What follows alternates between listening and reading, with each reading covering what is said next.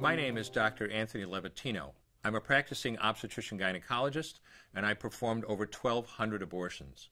Today I'm going to describe a first trimester medical abortion. This is a procedure in which the mother swallows pills in order to terminate her baby, and it is performed up to the 10th week of pregnancy. The procedure involves 2 steps. Step 1. At the abortion clinic or doctor's office, the woman takes pills which contain mifepristone, also called RU46. RU46 blocks the action of a hormone called progesterone. Progesterone is naturally produced in the mother's body to stabilize the lining of the uterus. When RU46 blocks progesterone, the lining of the mother's uterus breaks down, cutting off blood and nourishment to the baby, who then dies inside the mother's womb. It is important to note that even after it has been taken, it is possible to reverse the effects of RU46 and save the baby if progesterone is administered. The sooner, the better. Step 2. 24 to 48 hours after taking RU46, the woman takes misoprostol, also called Cytotec, that is administered either orally or vaginally. RU46 and misoprostol together cause severe cramping, contractions, and often heavy bleeding to force the dead baby out of the woman's uterus. The process can be very intense and painful, and the bleeding and contractions can last from a few hours to several days. While she could lose her baby anytime and anywhere during this process, the woman will often sit on a toilet as she prepares to expel the child, which she will then flush.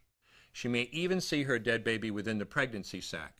At 9 weeks, for example, the baby will be almost an inch long, and if she looks carefully, she might be able to count the fingers and toes.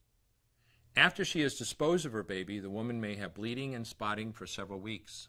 Bleeding lasts, on average, 9 to 16 days. 8% of women bleed more than 30 days, and 1% require hospitalization because of heavy bleeding. The failure rate increases as the pregnancy progresses. If failure occurs, she will usually be offered a surgical abortion. For the mother, medical abortion often causes abdominal pain, nausea, vomiting, diarrhea, headache, and heavy bleeding. Maternal deaths have occurred, most frequently due to infection and undiagnosed ectopic pregnancy. As I mentioned at the beginning, I'm Dr. Anthony Levatino, and in the early part of my career as an OBGYN, I performed over 1,200 abortions. One day, after completing one of those abortions, I looked at the remains of a preborn child whose life I had ended, and all I could see was someone's son or daughter. I came to realize that killing a baby at any stage of pregnancy for any reason is wrong. I want you to know today, no matter where you're at or what you've done, you can change. Make a decision today to protect the preborn. Thank you for your time. I will no longer do any more abortions.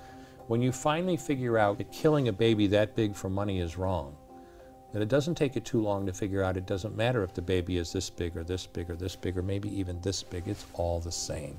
And I haven't done any since then, and I never will.